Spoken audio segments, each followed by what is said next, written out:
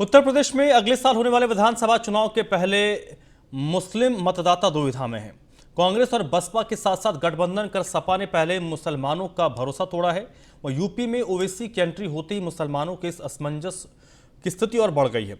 मुस्लिम voters अब तक ये तय नहीं कर पा रहे हैं कि आखिर करें तो क्या करें, क्योंकि 2007 से ही मायावती की नज़र सपा के पारंपरिक वोट बैंक में सिंधमारी पर है।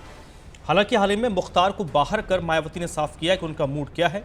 ऐसे में असदुद्दीन ओवैसी मुसलमानों के इस भाव को भांप कर उनकी दुखती रग पर हाथ रखने की कोशिश कर रहे हैं। उन्होंने इलाहाबाद के दबंग अतीक अहमद और मऊ के दबंग मुख्तार अंसारी के सिर पर हाथ फेर कर मुसलमानों को अपने पाले में करने की कोशिश शुरू कर दी है। ओवैसी ने ऐलान किया है कि वे मुख्तार के खिलाफ प्रत्याशी नहीं उतारेंगे। ऐसे में देखना होगा कि इस बार यूपी के मुसलमानों का क्या मूड है।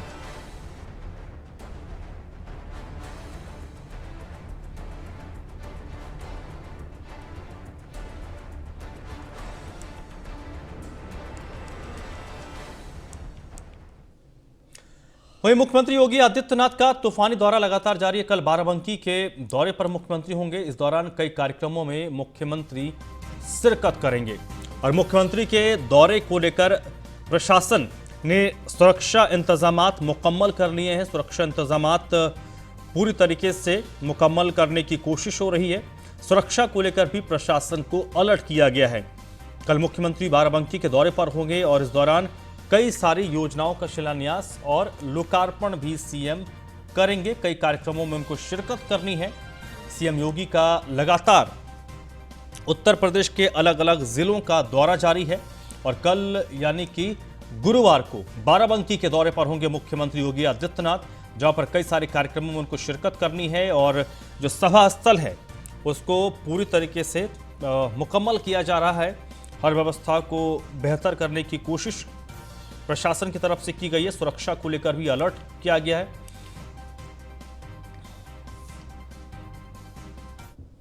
उत्तर प्रदेश के मुख्यमंत्री योगी आदित्यनाथ कल एक दिवसीय बाराबंकी दौरे पर हैं, जहां पर 2 विधानसभाओं में जनसभा को संबोधित करेंगे, जिसको लेकर जिला प्रशासन की ओर से पूरी तरीके से तैयारियां की जा रही हैं। हम आपको तस्वीरों के माध्यम से दिखाएं कि ये जिला प्रशासन के द्वारा तैयारियां की जा रही हैं। वहीं सुरक्षा की बात करें तो सभी सुरक्षा की दृष्टिगत बड़ी मात्रा में पुलिस बल की भी तैनाती की गई है। सीएम योगी आदित्यनाथ तकरीबन 11:30 बजे जैतपुर विधानसभा के हरक पहुंचेंगे, जिसके बाद 1.5 घंटे कार्यक्रम के बाद बाराबंकी ऑडिटोरियम खतरनाक होगा क्योंकि काउंटर जो होगा वो बहुत ज्यादा होगा। ऐसा है, इस तथ्यों पर मैं बोल चुका हूँ, हम्म कई बार बोला हूँ, शायद आपकी नजर ना पड़ी हो, अखबारों में लिख चुका हूँ। मैंने कहा था कि अगर एलएमजी में जो बरामद हुआ था मुख्तार अंसारी को जेल भेज दिया गया होता तो कृष्णा नाथ राय बच गए होते। अब ये जो इन्होंने काउंटर अटैक किया है, बुलडोजर, अरे बुलडोजर योगी जी चलवा रहे हैं माफियाओं पर, उनके प्रतिष्ठानों पर जो उन्होंने इलीगल मनी से बनाया है। अखिलेश यादव जी क्या बोलेंगे? अपराधियों को संरक्षण दिया और इन्होंने अपने कार्यकाल में 14 टेररिज्म के मुकदमे वापस लिए थे और मैं खुद भुक्तभोगी हूँ। इन्होंने 18 मई 2013 को मेरे खिलाफ हत्या का मुकदमा कायम किया था बाराबंकी में। मैं सर्विंग डीजी था, डीजी सिविल डिफेंस। और कसूर मेरा क्या था कि मैंने कचहरी ब्लास्ट के आतंकवादी पकड़े थे, फौजी के थे, और उसमें एक लू लगने से मर गया, फैजाबाद से आ रहा था वज्रवाहन से। मेरे खिलाफ मर्डर का मुकदमा कायम किया कि अगर ब्रजलाल को जेल भेज दिया तो माइनॉरिटी का पूरा वोट 2014 में मिल जाएगा। इन्होंने सीबीआई को दिया, सीबीआई ने कहा झूठा है, फिर सीबीसीआईडी को दिया और मुझे जेल भेजने का प्रयास करते रहे। जब योगी सरकार 2017 में आई है, तब जुलाई 2017 में उस मर्डर के केस से मैं मुक्त हुआ हूँ। मेरा डीजी सीआरपीएफ मेरा पोस्टिंग हुई। अखिलेश ने जी मुझे छोड़ा नहीं कि मैं डीजी सीआरपीएफ बनूं। तो ये क्या बोलेंगे अपराधियों को? 14 केस आतंकवादियों के वापस लिए थे। मैं सलाम करता हूं उत्तर प्रदेश हाईकोर्ट को। उन्होंने कहा कि इसमें कौन सा जनहित है जो आप आतंकवादियों को केसेस ले रहे हैं। और सबसे बड़ा जो मैंने रामपुर केस का सीआरपी पर अटैक हुआ था, 7 लोग मारे गए थे, हाफिज सईद के बुर्गे थे, उसमें मैं ही एडीजी लॉ एंड ऑर्डर था, एसटीएफ था, और उसका इंडिया कमांडर हमने पकड़ा था सबाउद्दीन। 2 पाकिस्तानी फिदाइन, सोहेल अंसारी। इस केस को इन्होंने झूठा करके वापस लिया था और अदालत ने फांसी की सजा दे दी। ये किस मुंह से बोलेंगे लॉ एंड ऑर्डर पर?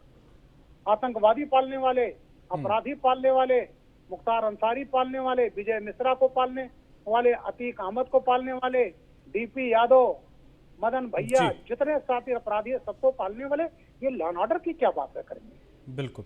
बहुत बहुत शुक्रिया सर आपका। बृजलाल जी उत्तर प्रदेश के पूर्व डीजी पुलिस, जिन्होंने ट्विटर के जरिए समाजवादी पार्टी और विशेष तौर पर अखिलेश यादव पर हमला बोला है और काउंटर किया है उस विषय पर जिसमें समाजवादी पार्टी के अध्यक्ष ने भारतीय जनता पार्टी को चुनाव चिन्ह बुलडोजर के तौर पर चिन्हित करने के लिए कहा था।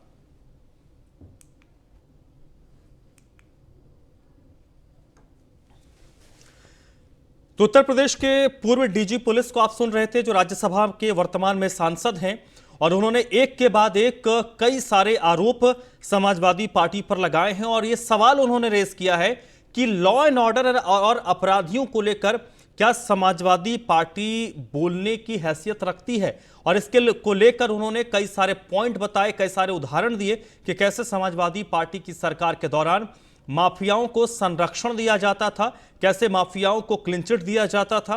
उन्होंने कई सारे उदाहरण दिए, खुद का उदाहरण दिया कि अगर मैंने कार्रवाई की तो मुझे भी परेशान किया गया, मुझे पर एफआईआर तक दर्ज करवाए गए।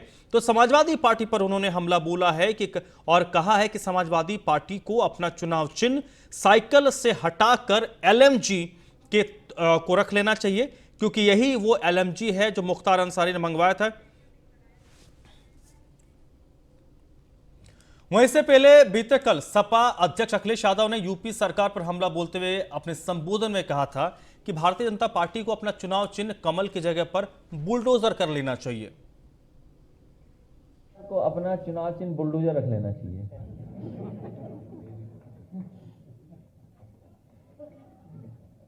ये सबसे बड़ी उपलब्धि सरकार की है कि इनका पास बुलडोजर है। बुलडोजर में स्टीयरिंग होता है।